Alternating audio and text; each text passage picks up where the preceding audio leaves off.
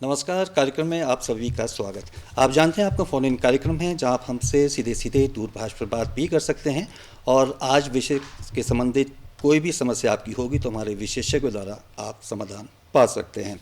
हमसे बातचीत करने के लिए आप हमारे टेलीफोन नंबर्स भी नोट कर लें। हमारे दूरभाष नंबर हैं 28000177 और 28000178। यदि आप शिमला से बाहर से कॉल करेंगे तो शिमला का STD कोड यानी 0177 लगाना ना भूलें।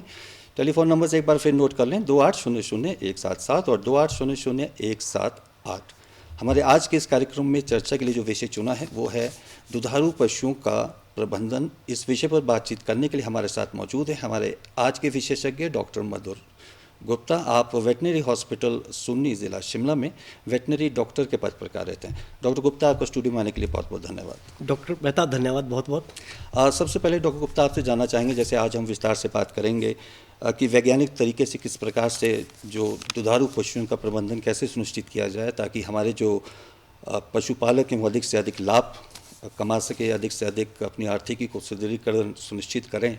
आप हमें ये बताएं कि आपका सर्विस का काल काफ़ी पशुपालन विभाग में रहा है, तो आप अनुभव के आधार पर क्या कहना चाहेंगे? अगर हम 10 साल पहले की बात करें, 15 साल पहले की बात करें या 20 साल पहले की बात करें, आज हमारा जो पशुपालक है वो कितने प्रतिशत ऐसा होगा जो वैज्ञानिक तरीके से अपनी पशुशाला या अपना पशुपालन का व्यवसाय कर रहा है? जी, आज हम इस कार्यक्रम के माध्यम से जी अपने प्रदेश के पशुपालकों को ये बताना चाहेंगे जी कि अगर हम पुराने समय की बात करें तो उसके मुकाबले आज के समय में बहुत ज़्यादा इम्प्रूवमेंट हो रही है जी और सरकारों के लगातार प्रयास हैं कि पशुपालन को और ज़्यादा सुदृढ़ किया जाए।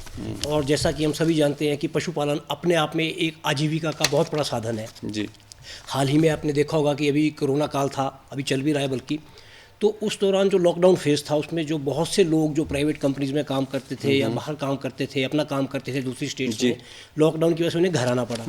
अब सेल्फ सस्टेनेंस के लिए उन्हें पशुपालन एक बहुत अच्छी एक ऑप्शन लगी और मुझे बड़ी खुशी है कि प्रदेश सरकार के प्रयासों से, प्रदेश सरकार द्वारा चलाई जा रही स्कीमों को फॉलो करते हुए, उनको इम्प्लीमेंट करते हुए बहुत से युवाओं ने पशुपालन को अपनाया है।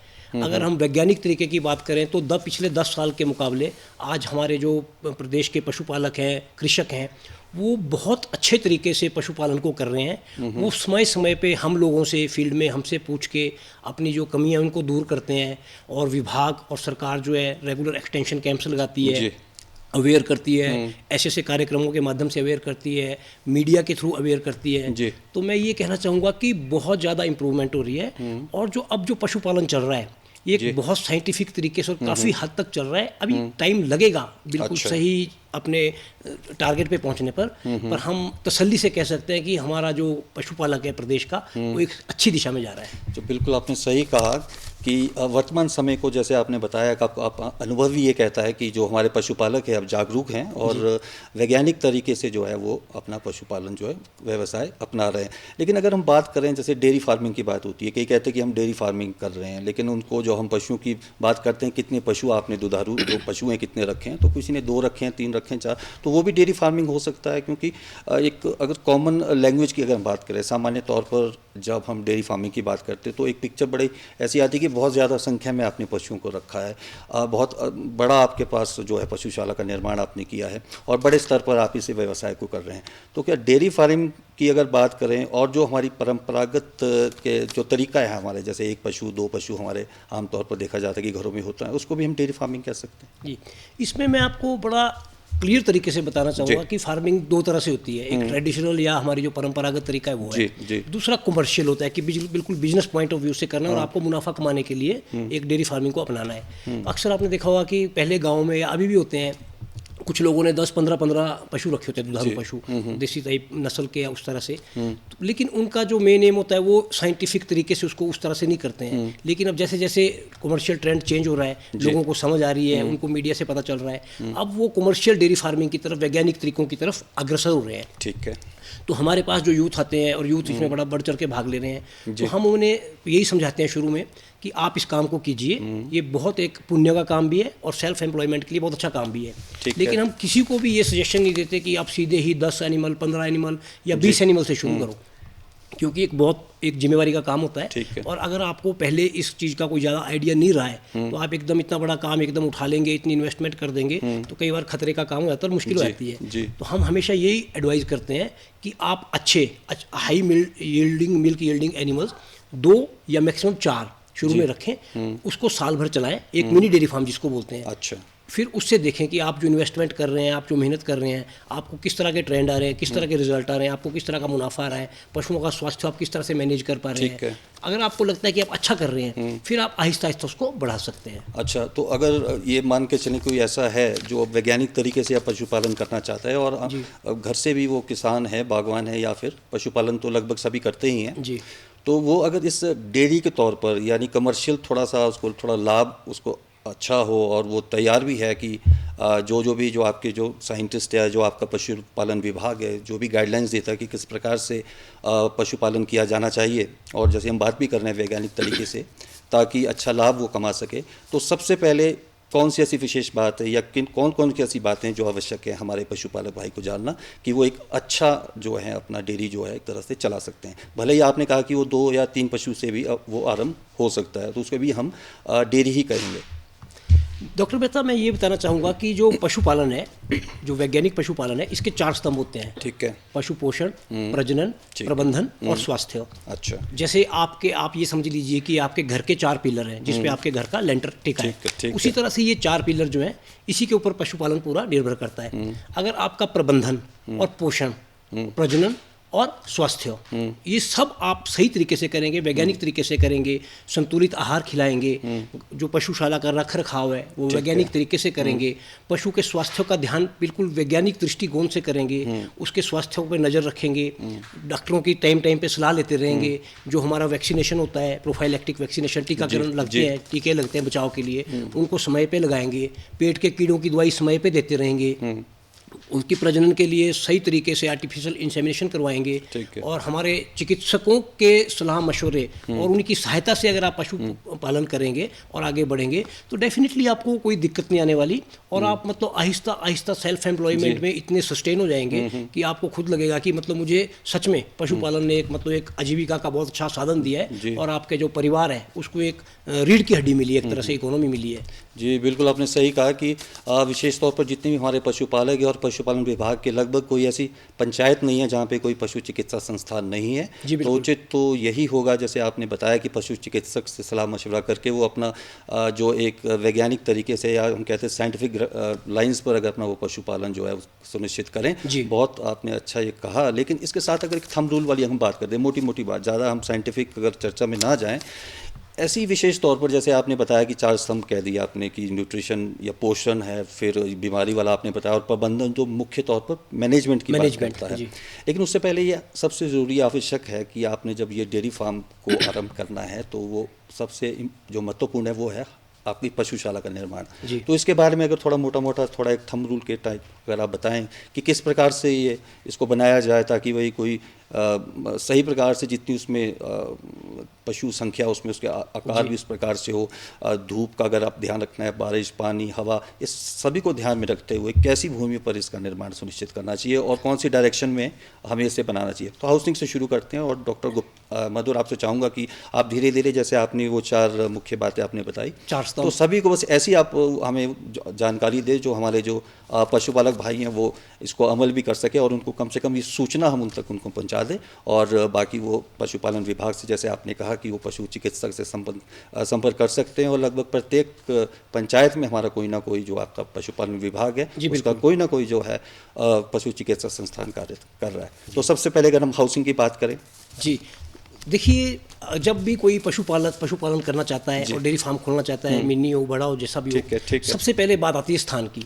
अगर आपने स्थान का चयन बिल्कुल सही तरीके से, सही दृष्टिकोण से, वैज्ञानिक दृष्टिकोण से किया है तो आपकी आधी समस्याएं वैसे ही खत्म हो जाती हैं। स्थान का चयन करने के लिए आपको क्या चाहिए होता है कि जहाँ पे भी आपका घर है, ठीक है, तो जो पशु आपकी शाला बननी है, पशुशाला, उसका स्थान ना तो घर से बहुत दूर होना चाहिए अच्छा। और ना ही घर के बहुत निकट होना चाहिए, थोड़े से गैप पे होना चाहिए, वॉकेबल डिस्टेंस पे, घर के पास। ठीक है।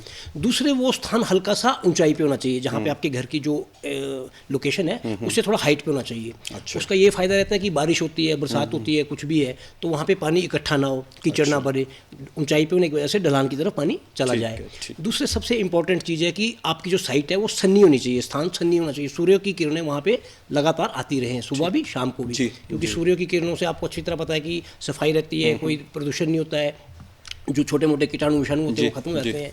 और चौथी बात होती है कि आपका रोड कनेक्टिविटी भी ना होना बहुत ज़रूरी होता है, क्योंकि जब आप कमर्शियल तरीके से डेयरी फार्मिंग करेंगे तो आपको फीड वहाँ तक पहुँचानी भी है, दूध पैदा करके ले जाना भी है, तो ये तो हो गया स्थान। अब उसके बाद आती है बात कि पशुशाला को कैसे डिजाइन करना है। जब आपका स्थान सेलेक्ट हो गया, अब पशुशाला का जब भी निर्माण होगा वो भी आपको साइंटिफिक तरीके से करना पड़ता है, कोई ट्रेडिशनल मेथड फॉलो नहीं करना है। अच्छा। होता क्या है कि आपको उत्तर से दक्षिण की तरफ पशुशाला को बनाना होता है, ताकि पूरब से जब सुबह सूरज निकले तो उसकी किरणें मैक्सिमम टाइम तक आपकी पशुशाला पे बढ़ती रहे, और शाम को जब पश्चिम में छिपेगा तब भी जाते जाते सूरज ढलता ढलता लास्ट तक आपको सूर्य की रोशनी देता रहे। ये एक थंब रूल हो गया। अब बात आती है वेंटिलेशन की। तो हमारी जो वेंटिलेशन है, जब हमारा नॉर्थ से साउथ बन रहा है तो ईस्ट और वेस्ट जो दोनों तरफ है वहाँ पे हमारी दोनों तरफ को खिड़कियाँ होनी चाहिए, दरवाजा एक तरफ होना चाहिए और खिड़कियाँ दोनों तरफ होनी चाहिए, क्रॉस वेंटिलेशन, ताकि हवा का प्रवाह एक तरफ से हो और दूसरी तरफ से बाहर चला जाए। जो भी अंदर कॉन्टेमिनेशन होगी या प्रदूषण होगा, बदबू होगी, वो साफ रहेगी, उससे पशुओं के स्वास्थ्य पे बहुत अच्छा प्रभाव पड़ता है। अब बात आती है दीवारों की। तो जो आपकी पशुशाला है उसकी दीवारें हमेशा पक्की होनी चाहिए, सीमेंटेड होनी चाहिए। अच्छा। टूटी फूटी या खड्डों वाली या खराब दरारों वाली ऐसी नहीं होनी चाहिए। उससे क्या होता है कि मकड़ी के जाले, उनके अंडे या जो हमारे चिचड़ होते हैं इसके अंडे, ये उसमें फंस जाते हैं और उनको उचित तापमान मिलने पे वो डेवलप कर जाते हैं, वो चिचड़ बन जाते हैं, फिर चिचड़ की समस्या खत्म नहीं हो पाती है। तो दीवारें पक्की होगी तो साफ सफाई आसान रहेगी। अब बात आती है छत की। तो हम यही एडवाइस करते हैं कि कभी भी पशुशाला पे लेंटर नहीं डालना है सीमेंटेड, क्योंकि उससे पानी टिका रहेगा उसके ऊपर और वो सीलन या सलाब की शिकायत करेगा। तो छत होनी चाहिए ढलानदार, चाहे स्लेट की छत डालो या टीन की डालो। स्लेट की डालो ज़्यादा अच्छी होती है, टीन की थोड़ी गर्म होने का खतरा रहता है। उससे क्या होगा कि वर्षा का पानी इकट्ठा नहीं होगा और सफाई करने में आसानी रहेगी। लेकिन छत और जो नीचे दीवारें उसके ऊपर एक टेम्परेरी आप कच्चा कोई जैसे बांस की लकड़ियों का या लकड़ी का कुछ उस तरह से बना सकते हैं। उससे दो फायदे होते हैं, एक तो आपको स्टोरेज के लिए स्पेस मिल जाता है टीन की छत और उसके बीच में, दीवारों के बीच में। दूसरे वो एक आइसोलेटेड सिस्टम मेंटेन कर देता है। उससे क्या होता है कि सर्दियों में गर्म रहेगा और गर्मियों में ठंडा रहेगा। अच्छा, मतलब एक तरह से सीलिंग जो है वो आप जैसे घास वगैरह में स्टोर भी कर सकते हैं, स्टोर भी आपको बन गया, और जो सीधा जो आपने चादर जो आपने टीन की लगाई है उससे सीधा जो टेम्परेचर में चेंज होती है गर्मी सर्दी का, उतना अफेक्ट नहीं पड़ता। अब सबसे अहम बात आती है फर्श की। अच्छा। तो हमारे पशुपालक, मैंने देखा, हम भी फील्ड में जाते हैं और हमारी फील्ड जो अभी हमें अधिकतर समय फील्ड में ही रहना पड़ता है। तो हम जाते हैं, हम अक्सर शिकायत देखते हैं कि पशु की टांग टूट गई, फ्रैक्चर हो गया, वो फिसल गया, मालिक बहुत परेशान होता है। तो हम उनको समझाते हैं कि इसका असली कारण क्या है कि आपने जो पशुशाला का फर्श बनाया है वो सीमेंटेड बना दिया, उस पर प्लास्टर कर दिया है। उससे क्या नुकसान होता है कि जब भी उस पर मलमूत्र होगा उसमें फिसलन क्रिएट हो जाएगी, तो पशु का पाँव फिसलेगा, उसकी टांग में चोट लग जाएगी, फर उतर जाएगा, पशु हमेशा के लिए डिसेबल हो जाएगा। अच्छा, यानी कि आपने बेशक ही बहुत अच्छी जो डिज़ाइन या आकार की आपने पशुशाला का निर्माण किया और पक्का किया है, लेकिन अगर फ्लोर जो है आपका जो नीचे फर्श है अगर वो ठीक नहीं है, ज़्यादा समतल है, बहुत खतरा प्लेन है, प्लास्टर बिल्कुल हुआ है, तो भी वो बहुत ज़्यादा खतरनाक है। तो उस फर्श को हम थोड़ा या कच्चा रख सकते हैं या थोड़ा कच्चा पक्का, या जी बिल्कुल, फर्श को बिल्कुल कच्चा तो रखना ही है। अगर मिट्टी का रखेंगे तो उसमें क्या होगा कि जो मलमूत्र है और कॉन्टेमिनेशन वो सारी इकट्ठी होती रहेगी, बदबू रहेगी, अमोनिया गैस क्रिएट होती रहेगी। प्लास्टर बिल्कुल नहीं करना है। तो हम क्या करते हैं, एडवाइस करते हैं कि ईंटें होती है, ईंटों को सिर्फ सीमेंट से जोड़ना है आपस में, ताकि वो चिपकी रहे, पर प्लास्टर नहीं करना है और थोड़ी सी हल्की सी स्लोप रखना है, ताकि जब आप उसको ऊपर से पानी फेंकें तो सारा का सारा कचरा नीचे की तरफ को बह जाए। साथ में एक नाली का प्रोविजन रखना है और फर्श आधा कच्चा आधा पानी है, और जो मूत्र वगैरह जो है, मलमूत्र जो भी, वो एक तरफ को आप साफ कर सकते हैं और ड्रेनेज जो एक तरह से वो बन जाता है। अच्छा, ये तो हो गया पशुशाला का निर्माण। इसके साथ साथ थोड़ी प्रबंधन के बारे में बताया, उसकी मुख्य बातें कौन सी? अब बात आती है स्पेस रिक्वायरमेंट की, कि एक पशु को कितनी स्पेस रिक्वायरमेंट चाहिए होती है। तो जनरली अमूमन जो हमारे पशु होते हैं, हिमाचल प्रदेश की बात कर लें, मेरे सुन्नी क्षेत्र की बात कर लें, या आपके रोडू की बात कर लें, किसी भी एरिया की बात कर लें, तो आमतौर पर यहाँ पे क्रॉस ब्रेड या हिली एनिमल होते हैं, मैक्सिमम क्रॉस ब्रेड ही आजकल जो संकर नस्ल के चले हैं। तो उनका अमूमन हम बाहर देखते हैं तो 3 क्विंटल के आसपास एक एवरेज पशु का होता है साइज बाहर, और 6 फीट के आसपास लंबाई होती है। तो ऐसे में क्या होता है कि सपोज आपने एक पशुशाला में 4 गाय रखी है। तो जो हमारा क्लोज्ड स्पेस है, अगर हम अंदर की बात करें तो हमें 20 से 30 स्क्वायर फीट एक पशु के लिए स्पेस चाहिए होता है, अच्छा, और 2 पशुओं के बीच में कम से कम 3 फीट का गैप चाहिए होता है, ताकि ठीक वो आपस है, में टकराए ना, ठीक है, इतना ठीक हमारे को एरिया चाहिए। अब 6 फीट की गाय है तो कम से कम 2.5 फीट उसको आगे जगह खुली रहनी चाहिए, 2.5 फीट उसको पीछे पीठ की तरफ रहनी चाहिए, ठीक है। ताकि वो आराम से घूम सके, फिर सके, वो टकराए ना। तो जब भी पशुशाला का निर्माण करना है तो ये बात जरूर ध्यान रखनी है कि उस हिसाब से आकार होना हाँ, चाहिए। जो आकार है उस हिसाब से पशु रख सकते हैं। तो डॉक्टर साहब मैं चाह रहा था थोड़ा प्रबंधन के बारे में आप बताएं कि जब डेयरी फार्म शुरू करना है, ये ज़रूरी है कि आपने कोई गाय से बड़ी जो वयस्क होती है उसको लेके आरंभ करें, या बछड़ी या वगैरह भी आप छोटा लेके उससे भी इसको आरंभ कर सकते हैं? जी, इसके लिए मैं बताना चाहूँगा कि जो हमारी आज बछड़ियाँ हैं, ठीक है, एक साइकिल है, गाय बच्चा देगी, बछड़ी पैदा होगी, जी, बछड़ी ही आगे जाके गाय बनेगी, बिल्कुल। तो वो चलता रहेगा। तो जब हम कमर्शियल पॉइंट ऑफ व्यू से सोचते हैं तो पहले तो हम ये एडवाइस करते हैं कि आप जो 2 गाय रखनी है, 4 गाय रखनी है, वो दुधारू रखें। ठीक है। फिर उनसे आगे बछड़ियाँ आएंगी, उनको आगे से आगे आप पालते चलें। तो इनिशियली आप दुधारू पशु रखेंगे जो ऑलरेडी बच्चा दे चुकी है और दूध दे रही है, तो उससे आपको दूध की पैदावार मिलती रहेगी। जी। दूध की पैदावार मिलती रहेगी, आप उसका वैज्ञानिक पोषण करेंगे, आप बहुत अच्छे तरीके से मिल्क प्रोडक्शन करेंगे, पशु का स्वास्थ्य अच्छा रहेगा। जी। अब जो दूध की पैदावार होगी उससे आपको एक आजीविका का साधन मिलेगा। जी। और आप दूध के अलावा जो प्रोडक्ट्स होते हैं, घी, पनीर, ये भी बहुत लोग करते हैं और घी में बहुत पैसा कमाते हैं। और दूसरी बात होती है जो हमारा डंग है, गोबर है या गौमूत्र है, जी। तो इसकी बहुत अहम भूमिका है और ये बहुत ज़्यादा इस्तेमाल होता है अलग अलग उसमें अनुष्ठानों में, हर जगह जी। इसकी बहुत कीमत है। तो ये बहुत, इसकी भी एक सेल से आपको एक आजीविका का साधन मिलता है। जी। तो मतलब हम ये एडवाइस करते हैं कि आप मिल्क एनिमल रखिए और उस तरह से कीजिए, फिर कल को जो आपकी बछड़ी आएंगी उनको भी रियर कीजिए। अच्छा। उनको फिर तो आर्टिफिशियल, अगर हम एक सामान्य तौर पर बात करें तो एक बछड़ी को लगभग कितने समय में जो है वो वयस्क उसको हो जाना चाहिए, या वो गबन के लायक हो जानी चाहिए, उसको बोलना आरंभ हो जाना चाहिए उसका, या अब जब टीका लगाने के काबिल हो जाए, तो लगभग अगर सही प्रकार से आपने प्रबंधन सुनिश्चित किया, आपके पास जो हाउसिंग की बात कर रहे थे, पशुशाला का निर्माण जैसा है वो वैज्ञानिक तरीके से, फिर प्रबंधन की बात होगी, न्यूट्रिशन की बात भी आप कह रहे थे कि बहुत जो पोषण है बहुत महत्वपूर्ण रोल है कि आपने बच्ची को, अगर अब गाय को परिवर्तित जब वो होना है, सब सारी उसकी जो शरीर है, उसका आकार, उसका भार और अंदर जो भी ग्रंथियां जो उसकी हैं, जो दुग्ध उत्पादन के लिए या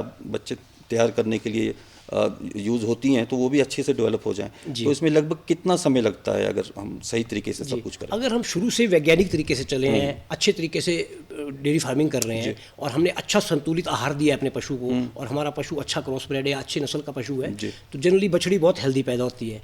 बछड़ी के पैदा होने के बाद अगर हमने उसका भी शुरू डे 1 से हमने बहुत अच्छा ध्यान रखा है, तो हमारी जो बछड़ियाँ होती हैं वो 18 महीने के लगभग उम्र पे एक तरह से पूरी तरह से तो तैयार लगभग होती है। 1.5 साल तक उसको, हाँ, 1.5 साल आराम से, 1.5 साल उसको बोलना शुरू कर देगी। और शुरू में हम 1-2 हीट छोड़ सकते हैं। अच्छा। देखते हैं कि क्या साइकिल सही चल रहा है, 18-21 दिन का साइकिल चल रहा है कि नहीं चल रहा है, और फिर हम 18 महीने की उसकी उम्र पे उसको इंसेमिनेट कर सकते हैं। तो डॉक्टर गुप्ता, ऐसा भी देखने में आया कि आमतौर पर जैसे हमारे पशुपालक है वो कहते हैं कि 4-4, 5-5, 6-6 साल का उनका जो है वो गाय उनकी हो जाती है जो बछड़ी, और अभी तक वो नए दूध की नहीं होती है, या बोलती नहीं है, या बोलती है तो टिकती नहीं है। तो मुख्य कारण क्या हो सकता है इसमें? इसके पीछे बहुत बड़े कारण हो सकते हैं। और पहला कारण तो हम यही मानते हैं कि आपके जो पोषण है प्रबंधन में उसमें कहीं ना कहीं कमी रह गई है। अच्छा। क्योंकि अमूमन तो जो अगर आप साइंटिफिक तरीके से चले थे, 18 महीने में आपकी बछड़ी आराम से हीट में आ जाएगी और वो व्यस्क होकर मतलब बच्चा पैदा करने के लिए एक तरह से तैयार है उसका शरीर। लेकिन अगर आपने संतुलित आहार नहीं दिया है, उसको मिनरल मिक्सचर नहीं दिए हैं, खनिज मिश्रण नहीं दिए हैं, फीड नहीं दिए ढंग से साइंटिफिक तरीके से, तो उसके शरीर में कोई ना कोई कमी या कोई ना कोई विकार रह जाएगा।